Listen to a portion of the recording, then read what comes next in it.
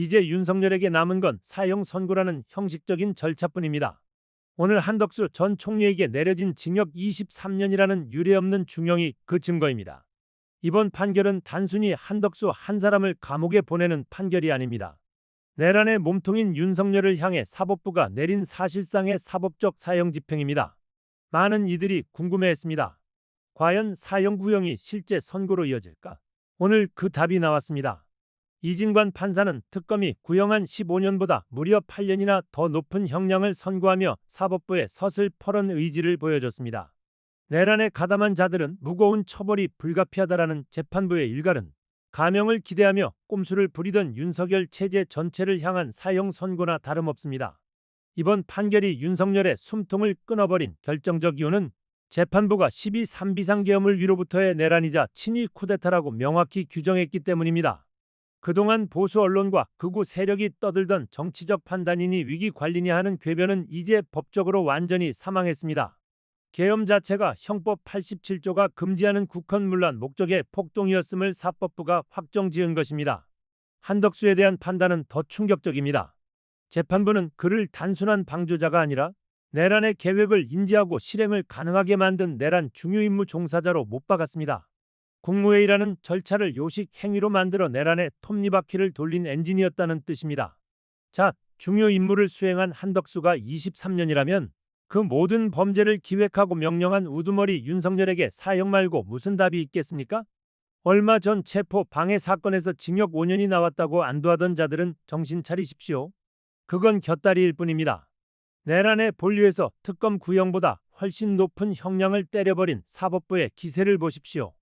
지금의 사법 흐름대로라면 윤석열에게 감형이란 있을 수 없습니다. 사형보다 높은 형벌이 없기에 오직 사형 선고만이 유일한 법적 결론으로 남게 된 것입니다. 이진관 판사는 판결문에서 경고했습니다. 민주적 기본 질서를 파괴하려는 시도가 여전히 우리 주변에 존재하며 이번 내란이 그런 잘못된 생각들을 심화시켰다고 말입니다. 그래서 더 엄하게 다스려야 한다는 것입니다. 이것은 단순한 판결이 아니라 대한민국이 다시는 내란의 유혹에 빠지지 않도록 세운 거대한 경고장입니다. 정의는 늦었지만 확실하게 내란 세력의 뒷덜미를 낚아챘습니다. 한덕수에게 선고된 23년은 결코 많지 않습니다. 대한민국이 겪은 혼란과 민주주의의 상처에 비하면 오히려 부족합니다. 이제 공은 윤석열에게 넘어갔습니다. 내란은 내란이었고 쿠데타는 쿠데타였습니다. 윤석열은 이미 사법적으로 완벽하게 고립됐습니다. 모든 감형 논리는 붕괴됐고 이제 남은 건 차디찬 법정에서 자신의 죄값을 사형으로 치르는 일뿐입니다. 정의의 심판날이 코앞으로 다가왔습니다. 79세잖아요. 네. 요거 다 살고 나오면 102살이네. 102살. 예. 네. 이제 저게 구형 때 제가 15년 구형한 거에 대해서 많이 아쉬움을 표현하셨잖아요. 네. 맞습니다. 그때 제가 저게 하한선이 될 것이다라고 말씀을 드린 적이 있었는데 그 일반적인 예상을 뛰어넘는 중형을 선고한 네. 거. 그다음에 거기다 더해서 이번 판결의 가장 그 뭐랄까 특징적이고 중요한 점은 처음으로 헌법 정신에 비춰서 판결을 했다는 거예요. 예. 그 동안에 그 백대현 부장이 이유는 뭐 곽수산 씨 표현처럼 무기징역에 해당하는 이유를 쭉 설명한 다음에 그 뭐 징역 몇 년이었죠? 5년. 이거 선고한 거에 대해서 많이들 황당해 하셨잖아요. 윤석열에 대해서. 그러니까 그런 것들의 이유가 헌법 질서, 헌법적 차원에서 얼마나 위중하고 중대한 범죄를 중요한 위치에서 저질렀는지 그거를 수호해야 될 책임이 있는 사람이 그거를 외면하는 걸 넘어서서 파괴하려고 적극적으로 나갔다는 거. 이런 점에 대한 고려가 없었기 때문에 그따위 형을 선고한 건데 이번에는 그거를 이제 확실하게 헌법적 관점에서 볼 때 어떻게 보는 것이 타당하고 국민들에게 어떤 뭐랄까 의미를 또 환호를 이렇게 받을 수 있는 것이 이런 거를 보여주는 판결인 것 같아서 반갑습니다. 예. 진짜 그동안에 진짜 사법부의 인식 때문에 제가 진짜 너무너무 힘들었거든요. 정말 역사적인 판결이 아닌가 싶고요. 우리 그 이진관 판사가 이 12.3 내란이 국민의 용기에 의해서 멈춰진 부분을 설명할 때는 본인도 울컥 하는 것 같더라고요. 이진관 판사도 울려고 하더라고요. 그 부분에서는 그 울려고 하는 게 느껴졌고 역시 판사가 처음 법복을 입을 때는 사실 이런 각오로 사실은 법복을 잊게 되는데 이진관 판사가 그런 모습을 잘 보여줬다라고 생각이 되고요. 너무 이제 좀 감격스럽고 일단 백대현 판사가 근데 윤석열이 주장하는 그 공수처 수사의 위법성이라든가 네. 서부지법 체포영장의 불법성에 대해서 아니야라고 명확하게 얘기했다면 체포영장 발부에 대해서 그렇습니다. 네. 이번 이진관 판사는 12.3일 당연히 이건 내란에 그렇습니다. 해당한다라고 네. 형사법정에서 명확하게 그렇습니다. 선고를 해줘서 네. 헌법재판소의 그 헌법 의무 위반에 이은 사법부의 판단은 윤석열의 그런 죄를 단죄해야 된다. 그렇습니다. 명확한 판결이어서 이제 2월 19일 지기현 판사 때문에 사실은 좀 저희가 걱정되는 걱정을 부분이 했었죠. 있었는데 네. 같은 서울중앙법원 형사합의부 재판장들이 약 90%는 네. 이거는 중범죄이고 반드시 그렇습니다. 단죄해야 된다는 거를 선포를 해줘서 네. 지기현 판사가 늦게 선고한 게 오히려 낫지 않았는가. 예, 그러네요. 결과적으로는 진짜 그런 안심이 좀 되기도 진짜 합니다. 너무 맞습니다. 예. 진짜 이게 나쁜 게 아니고 좋은 게 아니라는 말을 제가 정말 습관처럼 하는 말이었는데 돌고 지기현이 돌아서. 재판을 질질 끌어가지고 우리가 진짜 너무너무 고통스러웠는데 네. 뒤늦게 선고하는 게 또 이렇게 순기능으로 작용할 것 같습니다. 네네. 어디 될지는 아직 네네. 모르지만 제일 그리고- 마음이 무너지는 사람이 이상민이지. 이상민 지금 확실하게 유죄를.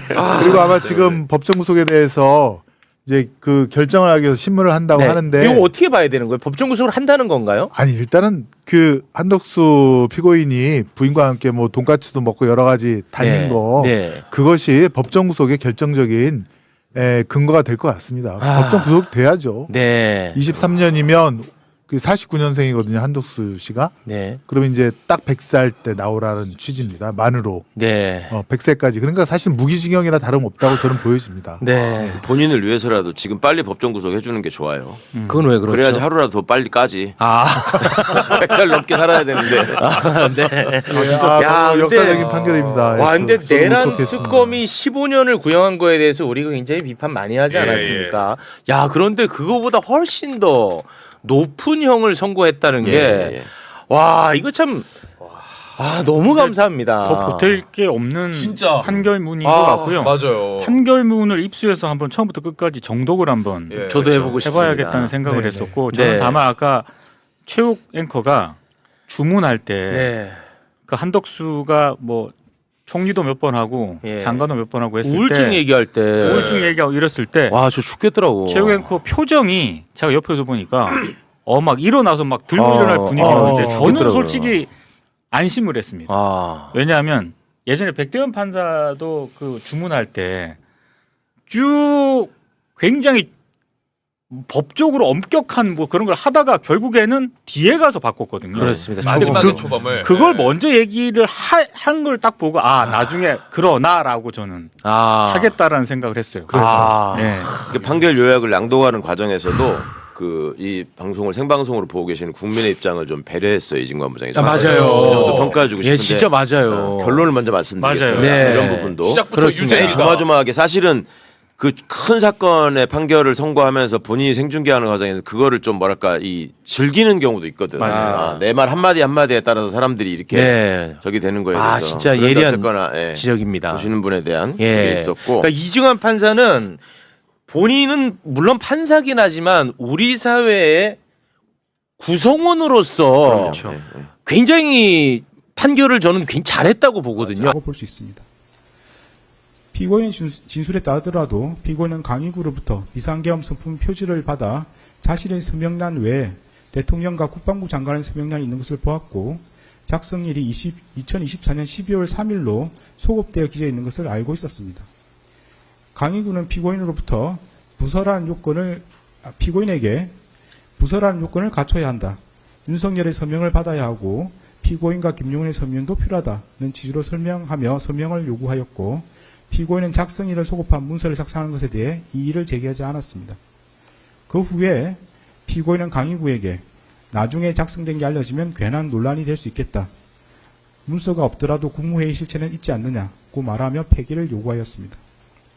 이러한 사정을 고려하면 피고인은 강의구가 헌법에 따른 문서주의와 국무총리 및 관계 국무위원의 부설한 절차 요건을 갖추어 이 사건 비상계엄을 선포되었음을 증명하려는 허위의 문서를 작성하기 위해 비상계엄 선포문 표지에 서명을 요구한다는 것을 알고 있었고 자신이 국무총리 서명란에 서명한 후 윤석열과 김용현이 각각 그들의 직위에 해당하는 서명란에 서명하려는 것 또한 충분히 예상할 수 있었습니다. 나아가 피고인은 강의구 등이 추후 그러한 목적으로 비상계엄 선포문 표지를 사용함으로써 작성일을 소급한 문서를 후위로 작성한 것이 알려지면 논란이 되리라는 것도 인식하고 있었습니다. 결국 피고인은 윤석열, 김용현, 강의구와 순차적 암묵적으로 공모하여 각각 자신의 직위에 해당하는 서명란에 서명함으로써 공동하여 허위 공문서를 작성하였고 피고인에게 허위 공문서라는 인식과 이를 행사할 목적이 있었다고 봄이 타당합니다.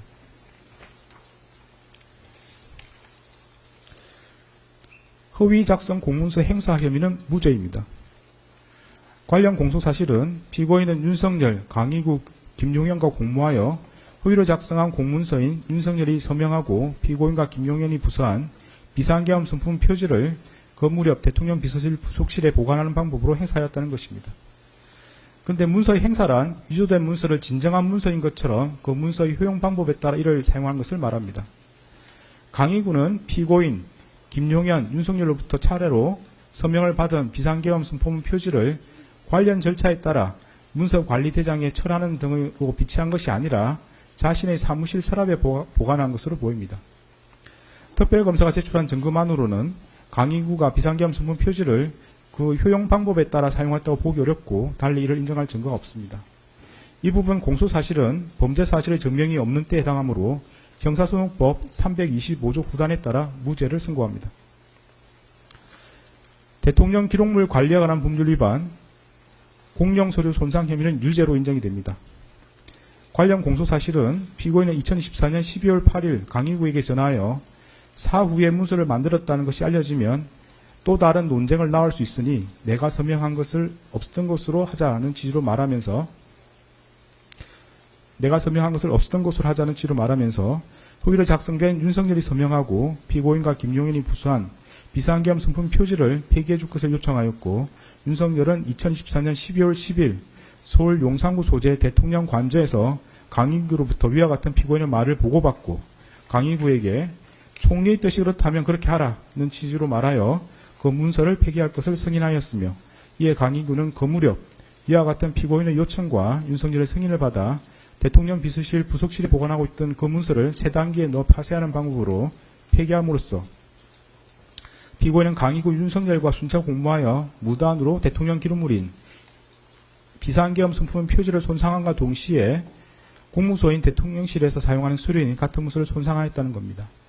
이에 대하여 피고인과 변호인은 피고인은 자신이 서명한 비상계엄 선포문 표지에 추후 윤석열이 서명할 것임을 알지 못하였고 이를 예상할 수도 없었으며 피고인은 그 문서가 추후 김용현과 윤석열의 서명을 거쳐 완성된다는 것도 알지 못하였고 피고인은 강의구에게 자신이 서명한 부분 폐기를 요청하였을 뿐 문서 전체를 파쇄를 요구하지 않았으므로 피고인에게 그 문서가 대통령 기록물 또는 공영서류하거나 이를 폐기 또는 손상한다는 고의가 없었다고 다투고 있습니다. 먼저 비상계엄 선포문 표지는 대통령 기록물 및 공영서류에 해당한다고 인정됩니다. 구체적인 이유는 다음과 같습니다. 대통령이 비상계엄을 선포하려는 경우 문서로서 하여야 하고 그 문서에는 국무총리와 관계 국무위원인 국방부 장관이 부서하여야 합니다. 비상계엄 선포문 표지는 대통령의 직무수행인 비상계엄 선포와 관련한 기록물에 해당하고 국무총리와 관계 국무위원이 부서하고 대통령이 서명함으로써 대통령의 국법상 행위에 대한 문서주의 원칙을 실현하는 기능을 합니다. 이러한 사정을 고려하면 비상계엄 선포문 표지에 피고인과 김용현이 부서하고 윤석열이 서명하는 것은 결재권자의 결재에 해당하므로 이로써 공문서로 성립하고 그에 따라 대통령 기록물로 생산되었다고 할 수 있습니다. 이와 같이 비상계엄 선포문 표지가 공문서로 성립되어 대통령 기록물로 생산되었고 대통령실에서 사용할 목적으로 보관되어 있었던 이상 정식 절차를 밟아 접수 편철되었는지 등과 관계없이 공무소에서 사용하는 서류에 해당한다고 봄이 타당합니다. 다음으로 피고인에게 비상계엄 선포문 표지가 대통령 기록물 및 공영서류에 해당한다는 사실과 이를 손상한다는 인식이 있었다고 인정됩니다. 구체적인 내용은 다음과 같습니다. 피고인은 자신이 국무총리 서명란에 서명한 후 윤석열과 김용현이 각각 그들 지위에 해당하는 서명란에 서명함으로써 비상계엄 선포문 표지가 대통령 기록물이자 공영 서류로 성립하려는 사정을 충분히 예상할 수 있었습니다. 피고인은 강유 등이 주 비상경 선포 표지를 사용하려는 것을 인식하면서 그로 인해 발생한 논란을 우려하여 검문서 폐기를 요구하기도 하였습니다. 피고인은 자신이 서명한 부분을 특정하지 않은 채 비상계엄 선포 표지의 폐기를 요구하였고, 달리 피고인이 강의부에게 대통령 기록물법 등 관련 법령에 따른 절차를 거쳐 폐기할 것을 요구하였다고 볼 자료도 없습니다. 위정 혐의는 모두 유죄로 인정됩니다. 위정 공소 사실에 대하여 피고인과 변호인은 2024년 12월 3일 대통령실에서 특별한 문건을 받은 사실이 없고, 김용현이 이상민에게 문건을 건네주는 것을 보지 못했으며 헌법재판소에서 기억하는 바에 따라 지술하였으므로 위정이 아니라고 다투고 있습니다. 먼저 피고인이 헌법재판소에서 대통령실에서 특별한 문건을 받은 사실이 없다는 취지로 증언한 것은 기억에 반한 진술이라고 인정이 됩니다. 구체적인 이유는 다음과 같습니다. 피고인은 2024년 12월 3일 대통령 집무실에서 대국민 담화문, 포고령과 비상계엄 관련 지시사항 문건을 교부받았고, 그중 비상계엄 관련 지시사항 문건은 상위 안주머니에, 나머지는 하위 뒷주머니에 넣고 대접견실을 떠났습니다. 피고인은 그 다음날 대접견실로 돌아올 때에는 하위 뒷주머니에 문건을 소지하고 있지 않았습니다. 이러한 사정을 고려하면 피고인이 대통령실에서 나와 국무총리 집무실에 들렀을 때 그러한 문건을 꺼내놓았던 것으로 보입니다. 피고인의 진술에 따르더라도 피고인은 국무총리 집무실에 문건을 꺼내놓고 며칠 뒤에 조태열이 받은 재해공간 관련 지시사항 문건 등을 살펴보았음에도 특별한 내용이 아니어서 폐기하였다는 것입니다. 여기에 국무총리 비서실 공보실장 김수혜의 진술을 더하여 보면 피고인은 하위 뒷주머니와 상위 안주머니에 넣어 가져간 문건을 단순히 국무총리 집무실에서 문서 세줄기에 넣어서 폐기한 것이 아니라 외부로 가지고 나와 별도의 방법으로 폐기하거나 또는 아직 보관하고 있는 것으로 보입니다. 이처럼 피고인은 국무총리 집무실에 들러 자신이 받은 문건을 꺼내놓고 며칠 뒤에 문건을 살펴보아 특별한 내용인지 여부를 판단한 다음 외부로 가지고 나와 그 폐기 또는 보관 여부를 결정하였습니다. 피고인은 그로부터 약 3개월이 지나 헌법재판소에서 대통령실에서 특별한 문건을 받은 사실이 없다는 취지로 증언하였습니다. 피고인과 변호인은 피고인은 비상계엄이란 급박한 상황에서 많은 자료들을 보며 다수의 사람들과 대화하였기에 당시 상황을 하나하나 모두 기억하기 어려웠고, 일부 기억은 혼재되었기도 하였다. 피고인이 헌법재판소에서 증언하는 것은 비상계엄 선포 이후 3개월이 지난 시점에서 이루어진 것이어서 피고인이 그 당시 상황을 모두 기억하며 증언하기란 현실적으로 매우 어려웠다는 취지로 주장하고 있습니다. 그러나 피고인은 기억이 정확하지 않다는 등으로 진술을 유보하지 않은 채 단정적으로 문건을 받은 사실이 없다는 취지로 진술하였습니다. 여기에 기록에 나타난 피고인의 학력, 경력, 사회적 지위 등 재반 사정을 더하여 보면 피고인이 불과 약 3개월 만에 대통령실에서 대국민 담화문, 포고령, 비상계엄 관련 지시사항 문건, 비상계엄 선포문을 받은 기억을 기억하지 못하였다는 취지의 주장은 도저히 수긍하기 어렵습니다. 다음으로 피고인이 헌법재판소에서 김용현이 이상민에게 문건을 건네주는 것을 보지 못했다는 취지로 증언한 것도 기억에 반한 진술이라고 인정됩니다. 피고인은 김용현이 2024년 12월 3일 22시 16분경 강의구를 통해 복사한 비상계엄 선포문을 피고인, 이상민, 송미령 등에게 나누어 주는 것과 이상민이 같은 날 22시 43분경 대접견실 탁자 위에 놓여있던 비상계엄 선포문 등 문건을 한데 모아두는 것을 모두 지켜보았습니다. 피고인은 대접견실에서 이상민과 대화를 마친 후 그 문건 더미를 하위 뒷주머니에 집어넣어 가지고 나왔고 별도의 방법으로 폐기하였거나 아직 보관하고 있는 것으로 보입니다. 피고인은 기억이 정확하지 않다는 등으로 진술을 유보하지 않은 채 단정적으로 보지 못했다는 취지로 진술하였습니다. 여기에 기록에 나타난 피고인의 학력, 경력 등 재반 사정을 고려하면 피고인이 불과 3개월 만에 김용인이 이상민에게 비상계엄 선포문을 나누어 준 사실을 기억하지 못하였다는 취지의 주장은 수긍하기 어렵습니다. 네, 유무죄에 대한 설명을 마치고 양형에 대해서 보도록 하겠습니다.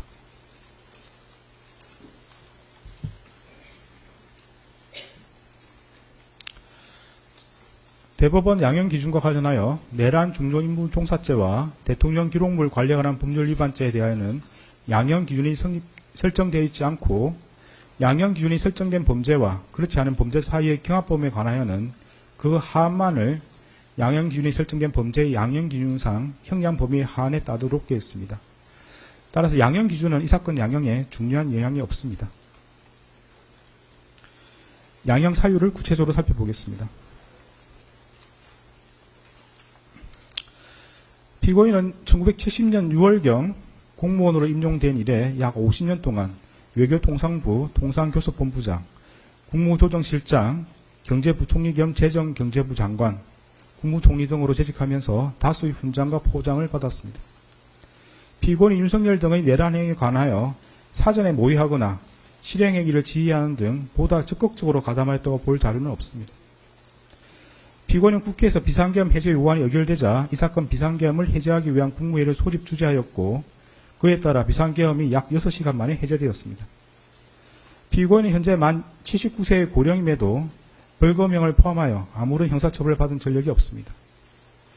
피고인은 최근에 이르러 경도 인지장애와 우울증을 진단받아 그에 따른 치료가 필요하고 피고인의 배우자는 독립적인 고등이 어려워 피고인의 돌봄과 간호가 필요하다는 내용의 관련 자료가 재판부에 제출된 바는 있습니다.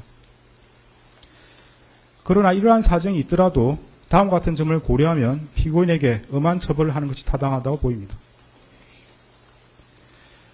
윤석열이 2024년 12월 3일 비상계엄을 선포하고 이에 근거하여 헌법에 따라 보장되는 의회, 정당 제도 등을 부인하는 내용의 위헌 위법한 포고령을 발령하며 군 병력과 경찰 공무원을 동원하여 국회 중앙선관위 등을 점거, 출입 통제하거나 압수수색한 행위는 앞서 본 바와 같이 형법 87조에서 정하는 내란 행위에 해당합니다. 이러한 12.3 내란은 국민이 선출한 권력자인 윤석열 전 대통령과 그 추정 세력에 의한 것으로서 성격상 위로부터의 내란에 해당하는데 이러한 형태의 내란은 이른바 친위 구테타라고도 불립니다.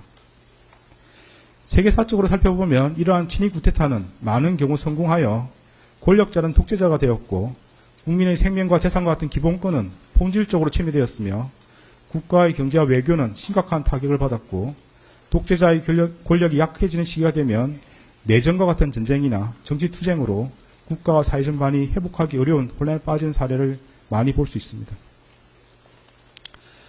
12.3 내란은 이러한 위로부터의 내란에 해당되는 점에서 그 위험성의 정도가 아래로부터의 내란과 비교할 수 없습니다. 왜냐하면 무엇보다도 국민이 선출한 권력자가 헌법과 법률을 경시하고 이를 위반하는 내란 행위를 함으로써 국민이 가진 민주주의와 법치주의에 대한 신전 자체를 뿌리채 흔들기 때문입니다.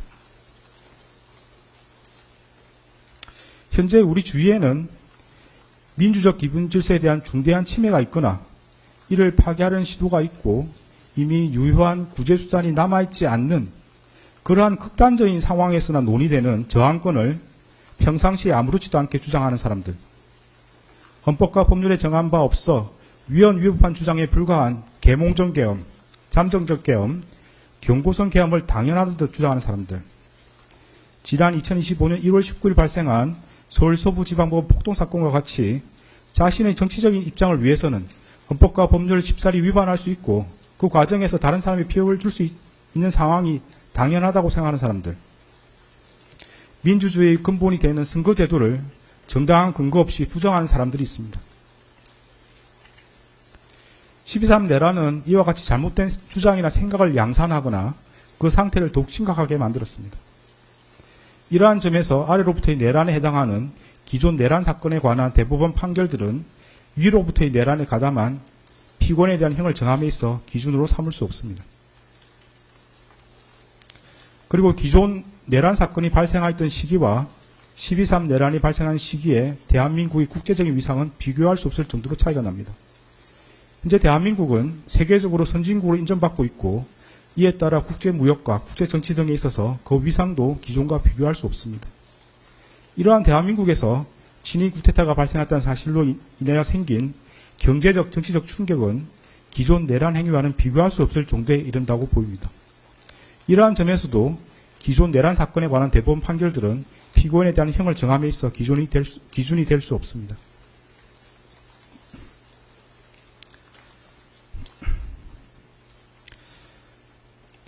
12.3 내란 과정에서 사망자가 발생하지 않았고 내란 행위 자체는 몇 시간 만에 종료되긴 하였습니다. 그러나 이는 무엇보다도 무장한 계엄군의 맨몸으로 맞서 국회를 지킨 국민의 용기에 의한 것입니다.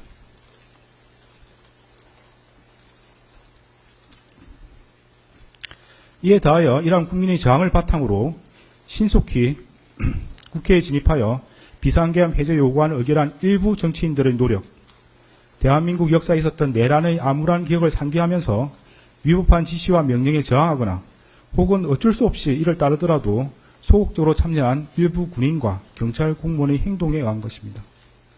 결코 12.3 내란 가담자에 의한 것이 아닙니다. 따라서 12.3 내란 가담자에 대한 형을 정함에 있어 피해 발생이 경미하였다거나 짧은 시간 동안 진행되었다는 사정을 깊이 고려할 수는 없습니다. 일단 국헌을 물랑하게 할 목적의 폭동이 발생하면 이로 인하여 막대한 인명과 재산상 피해, 사회적 혼란이 초래될 것은 분명하고 혹시라도 내란이 성공하여 국민적 합의로 성립한 현재의 헌법 질서가 폭력에 의하여 무너지게 되면 이를 원래대로 회복하는 것은 대단히 어려운 일이 될 것입니다. 따라서 그러한 내란 행위를 사전에 차단할 필요가 있고 이러한 목적을 달성하기 위해서는 내란 행위에 가담한 사람들을 무겁게 처벌하는 것이 불가피합니다. 피고인은 간접적으로나마 민주적 정당성과 그에 대한 책임을 부여받은 국무총리로서 헌법과 법률을 준수하고 헌법을 수호하고 실현하기 위한 모든 노력을 기울여야 할 헌법적 의무를 부담합니다. 그럼에도 피고인은 12.3 내란이 성공할지도 모른다는 생각에 이러한 의무와 책임을 끝내 외면하고 오히려 그 일원으로서 가담하기로 선택하였습니다. 이러한 피고인의 행위로 인해 대한민국은 자칫하면 국민의 기본권과 자유민주적 기본 질서가 유린당하였던 어두운 과거로 회귀하여 독재 정치라는 수렁에서 장기간 헤매 나오지 못하게 될 수 있었고 국민은 쉴 수 없는 상실감과 상처를 입게 되었습니다. 피고인은 국무총리로서 12.3 내란의 진실을 밝히고 그의 합당한 책임을 지기는커녕 사후 자신의 안위를 위하여 이 사건 비상계엄 관련 문건을 은닉하고 비상계엄 선포가 적법한 절차에 따라 이루어진 것처럼 보이기 위해 허위 공문서를 작성하였다가 폐기하였으며 헌법재판소에서 위정하였습니다. 피고인은 재판 과정에서도 허위로 진술을 번복하고 대통령실 CCTV와 같은 객관적인 증거에도 불구하고 아무런 기억이 나지 않는다고 주장하는 등 진실을 은폐하고 책임을 벗어나고자 할 뿐입니다. 피고인이 진실을 은폐하고 책임에서 벗어나고자 한 행위들로 인해 우리 사회의 정치적 분열과 갈등이 더욱 심화되었고 앞으로도 이러한 상처와 갈등이 쉽사리 봉합될 수 있을 것으로 보이지는 않습니다.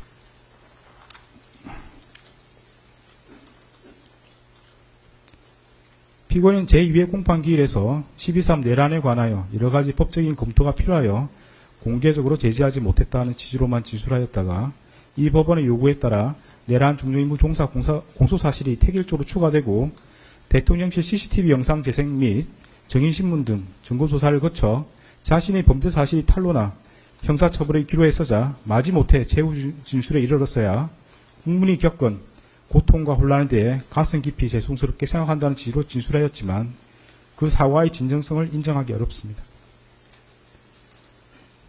달리 피고인이 진지하게 반성하고 있다거나 자신의 범죄 행위로 인하여 국가와 국민이 입은 피해를 회복시키기 위한 어떠한 노력을 하였다고 볼 아무런 자료가 없습니다. 이러한 점과 그 밖의 양형의 조건이 되는 여러 사정을 종합적으로 고려하여 주문과 같이 형을 정합니다.